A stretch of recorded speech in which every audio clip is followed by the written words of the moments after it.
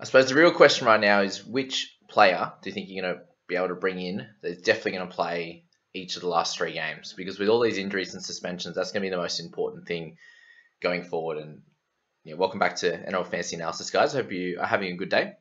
That's kind of the biggest topic of this one. We're going to be going through the Q&A, going through a few of the guys that I think would be good selections and who are definitely going to be playing the rest of the year. And it might be picking a guy from a team that's not going to be in the finals, that aren't going to be needing a rest in the last game. And actually, you just mentioned, forgot to mention in my team list video yesterday that Smithy's been rested a game. So Harry Grant moves into the 9 jersey, which means he should be playing the 80 minutes for the first time this year. And I think that's a really, really good thing, obviously for his fantasy, prospectus, his ability to score a big amount of points. But he comes in at a fairly cheap price at 658. So if you're looking for someone in that range, I think Grant will be someone that should play the remaining 3 games. And the first question there would be, Harry Grant or Josh Curran. And Grant, I think, has a good chance of scoring higher than anyone in the remaining 3 games.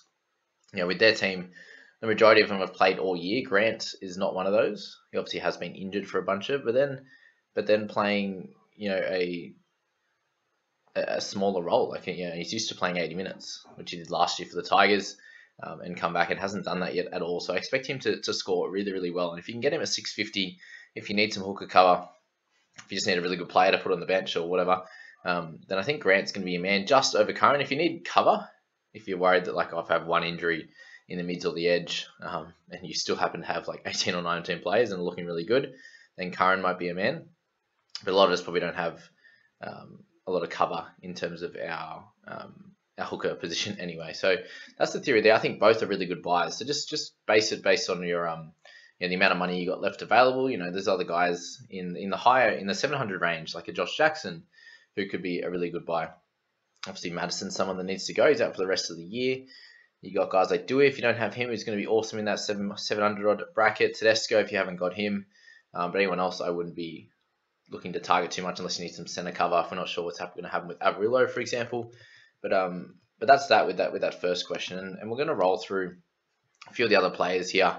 Obviously, guys like Papali'i, Haas, Fafita are all great options there. Obviously, Trbojevic and Teddy if you don't have them. But in terms of the other guys, Cleary, if you can somehow try and afford him, I'd be getting him in now. I don't see him getting rested now. I think now that he's back, he's going to want to personally play the remainder of the season, really finish it off well and build that momentum into the finals. So I think that'll be his goal. I imagine Ivan would feel a similar way. They do want to be rolling coming into the finals. Obviously, just having their full team in general is going to be great, and I think he'll be completely rested. And if his shoulder pulls are completely fine, I'd expect him to play the remainder of the year. And I'd see similar for DCE. I don't see much of a reason why he would rest. Only thing would be is if they are locked in that top 4 coming into the last round, I think there's a decent chance he gets rested just because he's played Origin as well as, backing up for half the games and playing the entire year for the Manly boys. I can see potential of being rested in that. If Hughes is out for more than 1 week, I can see Munster playing out the rest of the year as well, and he'd be a great option. Very similar with Cam Murray and Damien Cook. Those 3 guys, Munster, Murray, Cook, are all in a similar boat, and I'm expecting them to average very close to where they are right now in that 56 to 58 bracket.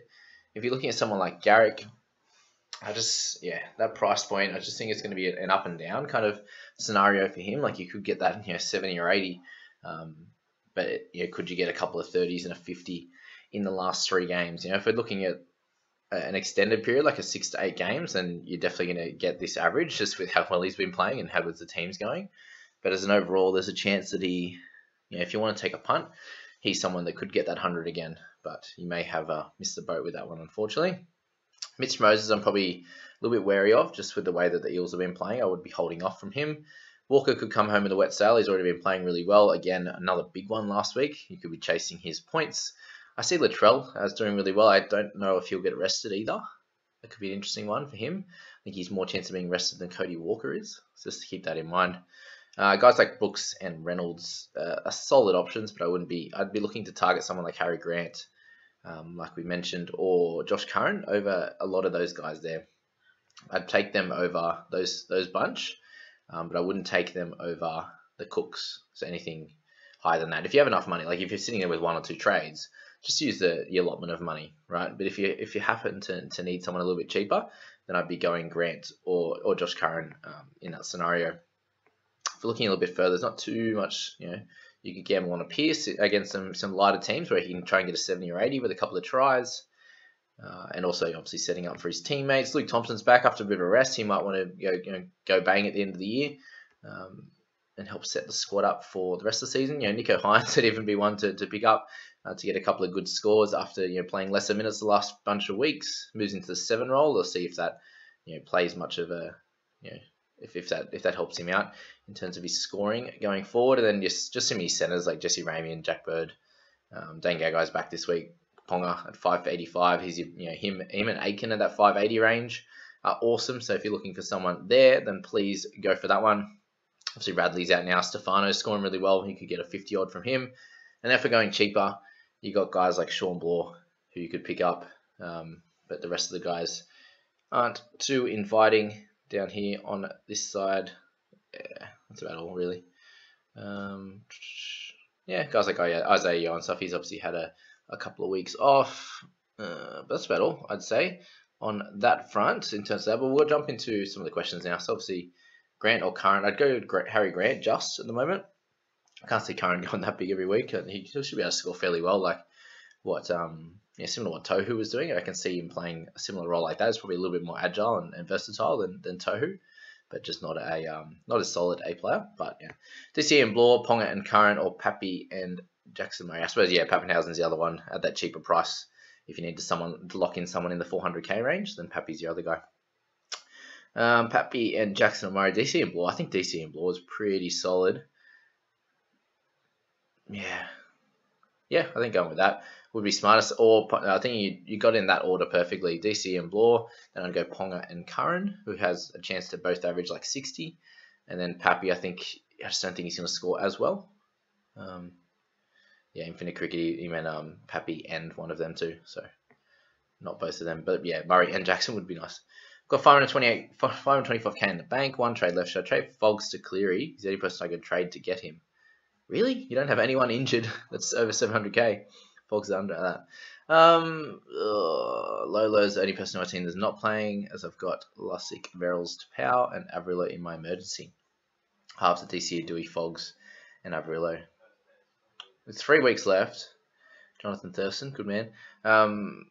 You could do it. I suppose Cleary's going to do better than Foggs. I'm interested to see how Foggs comes back. Go for it. Go for it. Let's do it. You got nothing to lose now. 3 weeks ago. 134 Brothers Music Quality. But yeah, man, I really love how you put in extra insight, not just saying the team list and impressed by your rugby league knowledge and usually on the money. P.S. Never too late to jump ship to a Roosters supporter. I've got too many Roosters supporters, mates, unfortunately, and I do love watching them play though. You can't really fault that, and really that awesome pickup of Connor Watson, the hot boy. Well done to Roosters. I don't know why the Knights did not sign him. He's a quality player.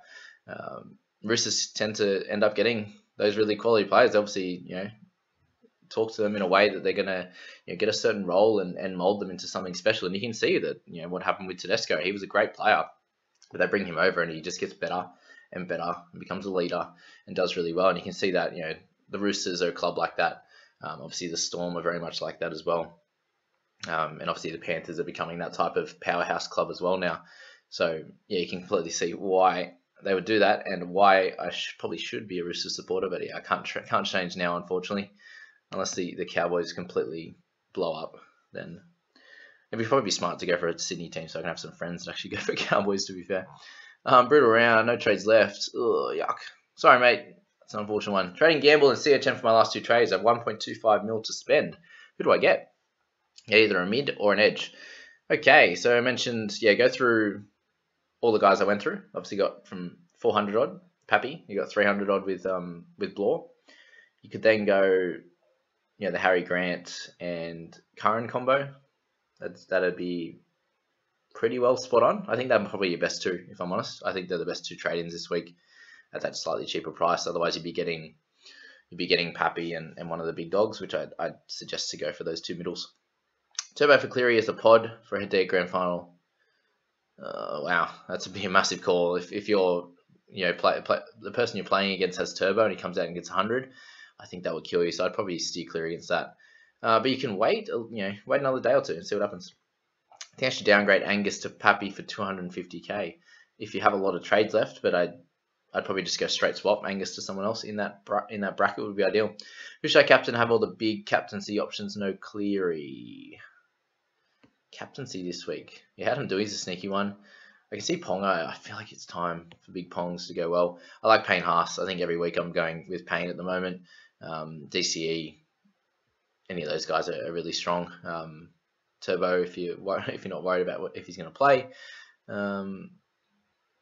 Yeah, I wouldn't be swapping out Turbo. Obviously, some of these are 8 hours ago now that some people wouldn't be sure as to what's happening.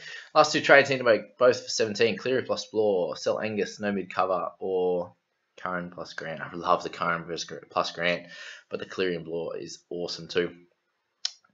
Either way, man. Either way, they're both going to do well. You bring in Cleary, you get to captain him. That's the one. If you're playing Curran and Grant, I always just think Grant is an awesome option for captaincy as well. But Blore, you're looking to get close to 50 out of him. Cleary, you're looking to get, let's just say 75, right? To understate where he's been averaging all year. 125 versus, I think, 60 and 60 for Curran, I think is probably safe. So they're very, very similar, but you'd get the extra from a Cleary captaincy. So that could be cool. Do we think Curran or Grant are going to be rested? I don't think so. So keep that in mind also. How about Grant getting 80 with the cheese rested? Yeah, awesome. Great opportunity. You went from playing one short now to 3 short after these team lists. Oh, damn. You mustn't have seen all the news, unfortunately. I want to train one out of Crichton, Lolo, and Hughes. Who should I pick? Okay, so Crichton we get for 1 week. You know that. Lolo we're looking to get, even let's just say he doesn't play this week, but you get 2 more out of him, right? And he's a good chance of playing. It sounds like him and Hamiso are a decent chance of playing. So if you're only sitting with like 16, 17 players, then I'd be holding Lolo for that reason. If you're sitting with 18 or 19, I'd keep Crichton until the last game because he should score better than Lolo. If you're looking at Hughes, there's a chance he's just rested for 1 week, right? So it's completely up to you. If you have 16 or 17 players, I'd be removing Crichton. If you have 18 players, I'd be removing Lolo. There you two. As Garrett could pick up, yeah, he's just to have a look in my the early part of the video. I think I'm just not sure. He could be a boom or could be a bust. I've got a question. Say I trade Olam to someone else and then want to reverse that trade after the Storm play. Nope, can't. Can't reverse because then you would get his score, and if he's already played, yeah, it's not going to work. I'm so confused on what to do. Should I trade Radley for Haas and Tupou for Pappenhausen as he's starting this week, or should I trade Turbo in the event that he is out? Olam for Lomax, he's out this week. Semi-final. If he got semi-final, I think you need Radley for Haas and Tupou for Pappenhausen. Simple. What do you got? Olam for Lomax and Radley for Haas. If we go, yeah, that one's fine too. Olam for Lomax and Radley for Haas. Go for that. Fox is back, baby. Yes, Caleb. So exciting. Madison to Grant, Madison to Curran, but have Watson as hooker. Would you be playing Watson anyway? That's the question. If you aren't playing him, then maybe you Curran, but I still think Grant's just slightly the better option. Jackson or Curran? Oh, that's a big call. Probably Josh Jackson would be a slightly safer one. And if he has games like an 80 in him with base stats, then it's huge. Bring in Aitken for Avrilo if his hand is broken for the people squad. Yeah, I completely agree. And we'll play Aitken and he might bag a meat pie this week. Got one play on my bench this week. Fuck me. Yep. Ouch. 14 in the starter. Yeah, I was looking at that, but it looks like I've improved a little bit with Fogs being back, that's for sure. Macca for Cook, Hughes for Latrell for Crazy Praying Mantis. Yeah, love it, man. Just worried about the Hughes one with him. Good chance of only being out for 1 week. Yeah, rested for 1 week. We'll have to see what his symptoms are like. We just don't know. We know what's happening with the head knocks lately as to how reoccurring they can come up and what happens there. Turbo trade, I think we might be up to date now. Have Fogarty in change 3, Schuster in change 4, Pap first emergency. Fogs and Pap play Thursday night, so if I want to see how Pap plays first and he has a good game, I want him instead of Schuster. So I just press the up button on Pap and then swap him, my 4th interchange being Schuster. So if you're sitting Pap at 5, and Fogs is in your start, you probably should start him if he's playing the first game. Pap's in 5. If he does well, you can't move him. Just remember that. And if he doesn't, Schuster come up to 4. Okay. If he does play well, you got to put a non-player in 4. That's how you're going to get Pap's score. Just kidding. that in mind. Any others? See you next year. I'm done. Yeah, that's a shocker, mate. Lovely to have you in the community, Vinny, Mac. I see you posting all the time, so good stuff. Thank you. Hope you had a decent year in the end. Let me know. Send me a message, mate, to say where you ended up where you ended up coming. Like you got a week off in my head-to-head. Yeah. Overall, you might take a hit. Yeah, I suppose head-to-head's probably more important at this stage if you're having an issue with all those players. But Fogarty and Turbo news is good. All right, trading at Radley for my last trade. Best player under 687. Yeah, just go with the guys I mentioned. Josh Curran's the one.